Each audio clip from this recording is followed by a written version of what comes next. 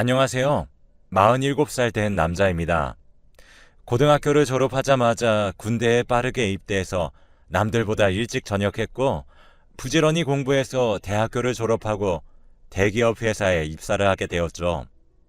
저는 어릴 때부터 정말 꾀부리지 않고 뭐든 부지런하게 일했습니다. 그래서 그런지 저는 제가 정한 것은 무조건 실천하며 살아야 하는 강박 아닌 강박이 있었어요. 하루의 계획표를 만들어서 딱 시간에 맞게 살았어요. 만약 그날 하루가 계획표대로 되지 않으면 미친 사람처럼 화가 나고 짜증날 정도였어요. 덕분에 회사 사람들 사이에선 전 로봇이라는 별명으로 불리기도 했죠. 그렇게 저는 계획대로 살아가던 어느 날이었습니다.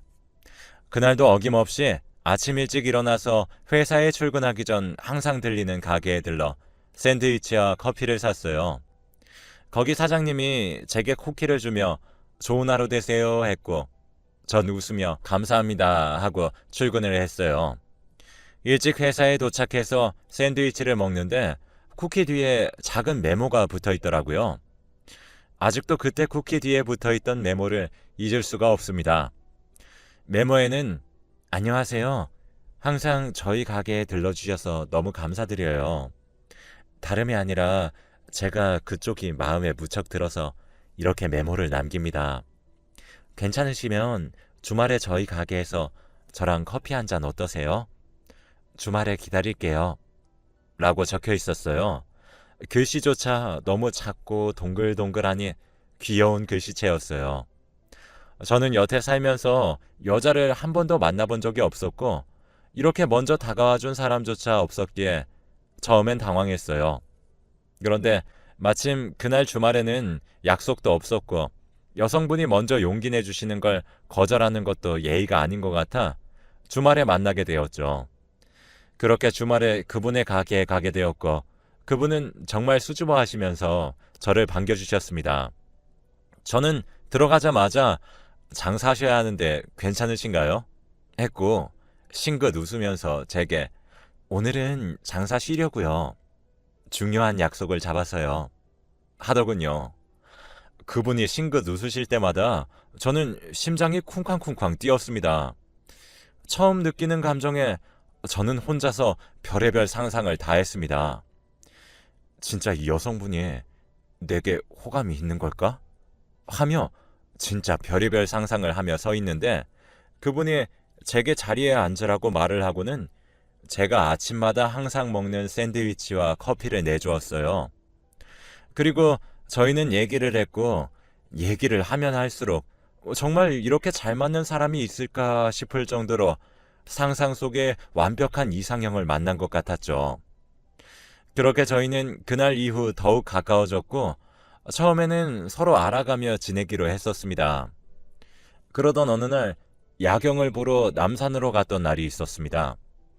그날 그분이 제게 있잖아요. 우리 무슨 사이예요? 하며 제게 묻는데 순간 아차 싶더군요. 저는 다급히 저기 그게 제가 좋아하고 있습니다. 라고 대답했어요. 그랬더니 그분은 싱긋 웃으면서 그럼 우리 오늘부터 진지하게 만나요. 해서 그날부터 저희는 연인이 되어 만남을 이어나갔습니다. 매일 아침 여자친구의 가게에 들러서 아침을 사서 회사에 오면 쿠키 뒤에 항상 재현씨, 오늘도 힘내요. 오늘 끝나고 같이 저녁 먹어요. 하고 쪽지를 넣어 주었어요.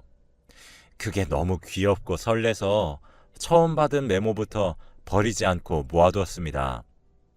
그렇게 저는 여자친구를 만나면서 계획적인 사람에서 일반 사람처럼 평범하게 살게 되었죠.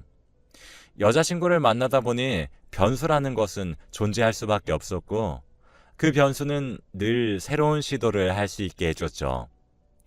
일이 일찍 끝나는 날이면 여자친구 가게로 가서 여자친구를 도와주면서 데이트를 했고, 야근하는 날이면 여자친구가 야식을 만들어서 회사 앞으로 왔습니다. 그렇게 하루하루 행복하게 지내면서 보내는데, 어느 날 회사에 제 연애 소식이 퍼지면서 회사 사람들이 제게로 와 한마디씩 하셨죠. 나는 자네가 연애 못할 줄 알았네. 채연 씨, 여자친구 만난 후로 인상이 좋아 보여요. 여자친구 잘 만났네. 부럽다. 등등 좋은 말들을 많이 해주었어요. 그 전에 저는 너무 형식적이고 계획적인 사람이라 친해지기 힘들었거든요. 여자친구를 만나고 나서 인상 부드러워졌다는 말을 많이 들었습니다. 살면서 처음 들어보는 칭찬에 저는 여자친구 가게에 가서 여자친구에게 그날 있었던 일을 말해 주었어요. 여자친구는 웃으면서 오빠, 원래 되게 다정한 사람인데 회사분들이 잘 몰랐나 보다 하는데 그걸 듣고는 아, 이 여자 정말 놓치지 말아야겠다 생각했습니다. 날 변하게 하는 여자이면서 같이 있으면 마음이 정말 편안해지는 여자.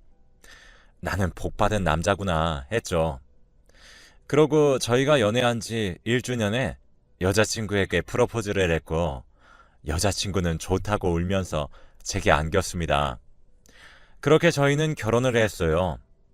아내가 연애 때부터 만약 난 결혼한다면 우리 둘이서만 했으면 좋겠어.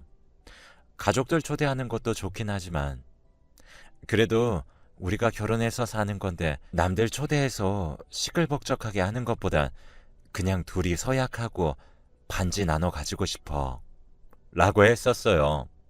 그래서 결혼은 저희 둘끼리 추억의 장소에서 하고 결혼식장을 빌려서 결혼할 돈으로 정말 친한 분들만 초대해서 음식 대접을 했습니다.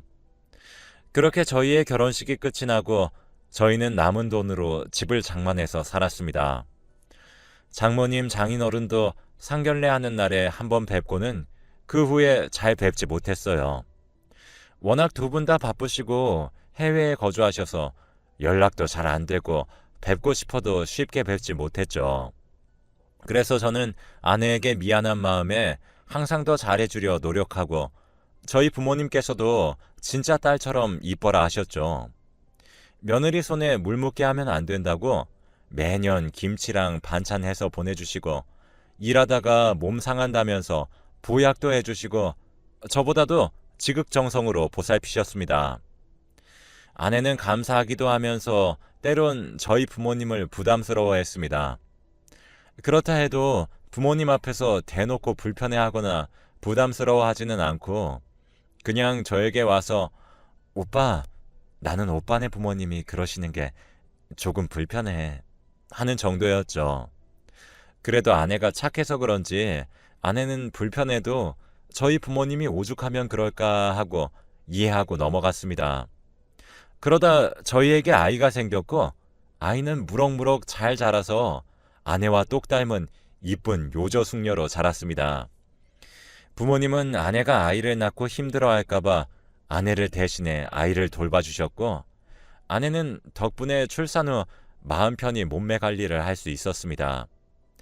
저희 부모님께서도 아내가 아이 낳느라 힘들었을 텐데 아내가 하고 싶은 대로 하게 두라고 저에게 신신당부하셨죠. 저도 아이를 낳느라 고생한 아내에게 너 하고 싶은 대로 해. 아이 낳느라 수고했어. 말하고는 한동안 아이 엄마가 하고 싶은 대로 하게 두었죠. 아내는 그동안 운전면허도 따고 친구들과 여행도 다니면서 자기 나름대로의 시간을 가지며 힐링을 했습니다.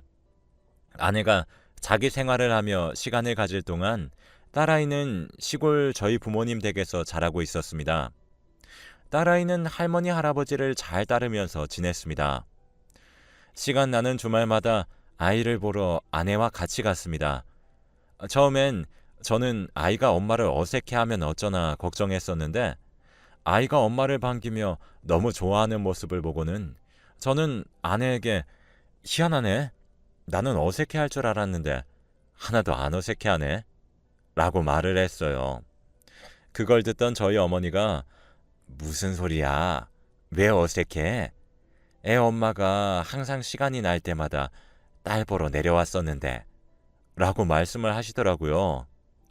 저도 모르는 사이에 와서 아이도 보고 자기 할 일도 하고 있었던 거죠. 그러니 제가 안 이뻐할 수가 없었죠. 그래서 아이를 보고 집으로 돌아오는 길 아내에게 여보, 일도 많았을 텐데 언제 이렇게 와서 아이도 챙겼어? 라고 물어보니 아내는 내 자식인데 내가 챙겨야지. 항상 시부모님이 나 대신 챙겨주시는 것도 죄송하고 또 당연히 내가 해야 하는데 어머님 아버님이 부족한 나 대신 해주시니까 다른 거라도 더 잘 챙겨드리려고 간 거야. 라고 대답하더군요. 어찌나 예쁜 말만 골라서 하는 건지. 아내와 집으로 돌아와 상의 끝에 둘째를 갖기로 하고 그날 이후 둘째를 갖기 위한 노력을 했습니다. 부모님께서도 너희가 돈이 부족한 것이 아니고 이왕이면 아이 셋은 낳아서 살라면서 저희를 응원하셨어요. 아내에게 임신할 때 좋다는 보약도 다려주시고 집안이 노력을 엄청 했었죠. 하지만 노력을 해도 성과는 없었어요. 계속된 노력과 시도에도 아이가 생기지 않아 고민하던 중 직장 동료에게 고민을 털어놨어요. 그랬더니 직장 동료가 비뇨기과에 가서 검사 받아봤냐고 묻더라고요. 저는 아이 무슨 남자가 비뇨기과야. 말도 안 되는 소리 하지 마. 하니 동료가 놀라면서 아니 여자는 산부인과 남자는 비뇨기과 몰라? 정자검사 한번 해봐. 하기에 아내 몰래 한번 가볼까? 했고 그렇게 난생 처음으로 가봤습니다. 그렇게 병원에서 검사를 받았습니다. 검사 결과는 충격적이었습니다. 제가 정자가 있지 않다는 결과였습니다. 흔히들 말하는 무정자증인 거죠. 그래서 저는 말이 되지 않는다며 병원으로 가서 의사 선생님께 따져 물었어요. 검사 결과가 바뀐 거 아닌가요? 무정자증이라면 어떻게 저에게 딸이 있을 수가 있죠? 저는 자식이 있는 아빠인데 제가 무정자증이라뇨. 전 이해가 되지 않아요. 그러자 의사분께서 제게 딸이 있으시다고요? 이 검사에서는 환자분이 무정자로 나오는데 검사 결과가 중간에 바뀌거나 그러진 않습니다. 못 믿겠다면 다시 한번 검사를 해봅시다. 하셨어요. 그렇게 저는 다시 한번 검사를 받았습니다. 하지만 두 번째 결과도 첫 번째와 같았습니다. 저는 확실한 무정자증이더군요. 하지만 그러면 더 이해할 수 없는 사실이 생겨버리게 되더군요. 제 딸은 그러면 도대체 뭐라는 말인가요?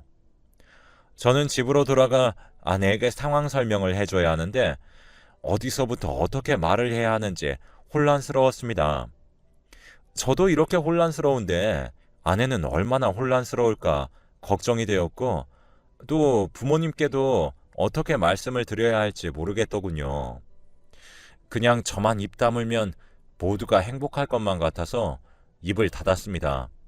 그리곤 아내와 부모님께 둘째는 안 키우고 싶고 겁이 난다며 첫째만 잘 키우자고 얘기한 뒤 둘째 계획은 포기했어요. 그리고 저는 술에 빠져 살았어요. 첫째가 제게 안겨서 애교를 부려도 예전만큼 정이 가지 않았고 제게 더 혼란만 줄 뿐이었죠. 그래서 아이에게도 조금은 거리를 두었어요. 아이에게 점점 거리를 두고 지내는 동안 저는 죄책감에 시달렸습니다. 저 어린아이가 무슨 죄가 있을까? 여태 내가 아빠라고 생각하고 자란 아이를 이제 와서 아이에게 아빠가 아니라고 한다면 얼마나 큰 상처를 받을까? 그래서 전 딸을 낳은 정보다 길러준 정이 더 크다고 아이를 상처받지 않게 진짜 제 친딸처럼 키우기로 했어요. 모든 걸 밝히기엔 제가 너무 겁이 많고 아내를 너무 사랑하기에 그러기 싫었습니다. 그래서 그렇게 가슴에 품고 살아갔죠. 그렇게 딸아이의 세 번째 생일날 부모님과 같이 식사를 하는데 아내가 음식 냄새를 맡고 헛구역질을 하더군요. 저는 놀라서 아내 쪽을 보았고 부모님께서도 놀라서 쳐다보셨죠. 아내는 참다 한계가 왔는지 자리를 박차고 나갔고 그 자리에서 얼음이 되었습니다. 부모님은 제게 둘째 안 만드다더니 언제 만들었니? 아니, 그게 중요한 게 아니고 축하한다. 우리 예쁜 손녀 동생 생겼네. 하며 좋아하셨습니다. 저는 그 자리에서 그럴 리가 없는데, 정말로 있을 수가 없는 일인데, 이게 무슨 하며 말을 잇지 못했고 그 순간 아내는 자리로 돌아왔습니다. 저는 아내에게 임신이야? 하니 아내가 제 어깨를 툭 치며 어떻게 우리 드디어 둘째 생겼나 봐. 당신도 좋지? 하는 게 아니겠어요. 저는 너무 어이가 없어서 그 상황에서도 말을 못했습니다. 딸은 부모님 댁에 두고 집으로 돌아와 아내에게 진짜 임신이냐고 물으니 아내는 테스트기 해봐야 정확히 알 것 같아. 근데 진짜 느낌에 임신 맞는 것 같긴 해. 하더군요. 저는 너무 어이가 없었지만 아직 정확한 것은 아니니 다음날 아침에 테스트기를 해보라고 권했습니다. 다음날 아침 아내는 일어나자마자 테스트기를 확인하고서는 제게 달려와 안기며 여보, 두 줄이야, 두 줄. 진짜 임신이라고. 라고 말하더군요. 제게 안겨서 방방 뛰는데 저는 그런 아내의 어깨를 잡고는 너가 임신을 할 수가 없는데? 무슨 말을 하는 거야? 라고 물었어요. 아내는 어리둥절하며 임신을 할 수 없다니 무슨 소리 하는 거야? 여보 왜 그래? 하며 제게 되물었고 저는 아내에게 당신 임신할 수 없다고. 임신이 되면 이상한 거라고. 라고 소리쳤고 아내는 아니 그게 무슨 말이냐고. 임신을 했는데 임신을 할 수 없다는 말이 뭔 소리냐니까? 라고 물었습니다. 저는 그런 아내를 보며 무정자증이라고 알아? 정자가 없다는 말이야. 내가 그 무정자증인데 당신이 어떻게 임신을 해? 라고 얘기했어요. 아내는 뭐? 무정자증? 뭐라는 거야? 당신이 왜 무정자증이야? 말도 안 되는 소리 하지 마. 하며 부정했습니다. 저는 아내에게 병원에서 받은 결과를 보여주며 진짜라는 걸 알려준 뒤에 이제라도 솔직하게 털어놓으라고 했습니다. 그제서야 아내는 바닥에 주저앉아서 해탈한 듯 웃고 있었죠. 아내는 왜 말 안 했어? 당신이 무정자증인 거 왜 말 안 했냐고. 당신 나한테 사기친 거야, 알아? 어떻게 그런 걸 숨길 수 있어? 이건 사기 결혼이야. 당신이 날 속이다니 정말 뻔뻔하다. 라고 했고 제게 오히려 자기를 속여서 결혼했다면서 제게 손가락질과 비판을 했습니다. 그러면서 자기의 바람은 정당하다는 말도 안 되는 말을 하면서요. 저는 그 말에 뒷목을 잡았고 아내에게 조용히 이혼할 것을 요구했습니다. 그러자 아내는 그럴 수 없다면서 자기가 속은 대가는 받아야 한다고 하더군요. 아내를 너무 사랑해서 정말 더럽게 이혼하기 싫었습니다. 그래서 가슴에 묻고 살려고 했어요. 그런데 아내가 이렇게 적반하장으로 나오니 저도 더는 있는 정 없는 정이 다 떨어져서 더는 곱게 헤어지지 않고 싶어지더군요. 저도 사람이니까요. 그래서 저는 아내에게 네가 지금 나한테 바람 폈던 거 용서를 구해야 되는 건 아니고 그러기는커녕 지금 내가 무정자증인 거 속였다고 난리를 치니 우리 그냥 모든 사람들한테 다 까발리자. 그게 네가 원하는 거면 그렇게 하자. 하니 아내는 그래 누가 이기나 봐. 내가 바람핀 거 잘못했지. 근데 당신이 무정자증인 거 그것도 잘못이야. 사람이 어떻게 그런 걸 속일 생각을 해? 너 정말 뻔뻔하다. 다시는 너 여기에서 얼굴도 못 들고 다니게 할 거야. 하며 집을 나서더군요. 그렇게 저는 아내와 별거하면서 이혼을 준비했어요. 이혼 준비 중에 알게 된 사실은 아내와 바람폈던 상대가 유부남이었고 아내가 임신했다는 소식을 듣고는 연락을 끊고 잠적을 했다고 합니다. 그 유부남이 아내에게 뱃속의 애가 자기 애라는 증거도 없으니 자기한테 들러붙지 말라면서 연락을 끊었더라고요. 아내는 그렇게 바람난 남자에게 버림받고 계속해서 제 집으로 찾아와 잘못했다고 빌고 있었습니다. 자기가 다 잘못했다고 한 번만 용서해주면 안 되냐고 매일 저녁에 술 취한 채로 집으로 옵니다. 여보, 내가 미안해. 다 잘못했어. 우리 아기 길바닥에 앉게 할 수는 없잖아. 내가 다 잘못했으니까 우리 아기는 버리지 말자. 응? 당신 그렇게 모진 사람 아니잖아. 내가 잠깐 미쳤었나 봐. 잘못했어. 아니, 내가 꼬리친 게 아니고 그 사람이 나 꼬신 거야. 여보, 나 좀 믿어줘. 하며 집으로 매일 출근을 하자시피 했죠. 부모님에게는 그냥 성격상 맞지 않아서 이혼한다고 말씀을 드렸는데 어머니와 아버지는 제게 무책임하다고 말을 하시더군요. 아내의 뱃속에서 자라고 있는 아이는 무슨 죄가 있냐면서 그렇게 가르친 적 없다면서 저를 욕하셨습니다. 하지만 말할 수가 없었어요. 부모님이 만약 사실을 아시면 쓰러지실까 봐요. 그럴 바엔 그냥 제가 쓰레기가 되는 게 맞는 것 같아서 말씀을 드리지 못했습니다. 그렇게 저희는 이혼을 했고 지금은 제가 첫째만 데리고 살고 있습니다. 부모님은 제게 어떻게 네 애를 임신한 여자를 나 몰라라 내동댕이 칠 수 있냐? 라고 하며 저를 보면 혀를 차셨어요. 자꾸만 그 여자에게 미안해서 어떻게 얼굴 들고 다니냐고 그러네요. 미안할 것 하나 없는데 말이죠. 만약 부모님께 진실을 말하면 지금 저와 있는 첫째와도 같이 못 있게 할 것 같아서 무서워서 말을 못하겠어요. 언젠가는 말씀을 드려야겠지만 제가 생각했을 때는 지금은 아닌 것 같아서 나중에 시간이 조금 흐른 뒤에 말씀을 드리려고 해요. 아직도 가끔 가다 아이 엄마가 술 먹고 집으로 찾아와서는 잘못했다고 빌기도 합니다. 하룻밤의 실수였다고요. 그러면서 제게 너도 잘난 거 하나 없지 않냐고 해요. 그 말을 들으면 정말 저 때문은 아닐까 생각도 합니다. 제가 하필이면 무정자증이어서 아이를 가질 수 없어서 아내가 한눈을 판 건 아닌가. 이혼하면 속 시원할 줄 알았는데 이혼한다고 해서 속 시원하거나 후련한 것만은 아니네요. 사정을 다 알고 있는 친구놈들은 제게 미쳤다고 합니다. 네가 무슨 부처냐? 네가 뭐가 부족해서 남의 자식을 키운다고 난리야. 나라면 진짜 못한다 못해. 아무리 애는 죄가 없다고 한들 너는 무슨 부처도 아니고. 아휴, 지 팔자 지가 꼰다고. 참 그렇다. 하며 지금 키우는 딸아이도 키우지 말라고 해요. 근데 지금 딸아이는 아내처럼 내칠 수가 없네요.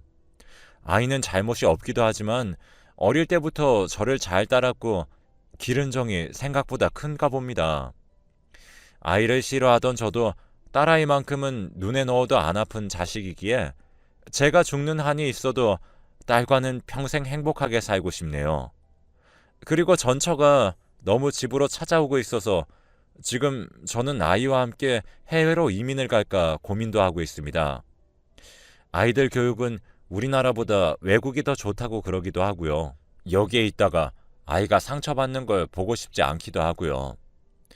혹시 제 얘기가 들릴 때쯤이면 저는 딸아이와 벌써 이민을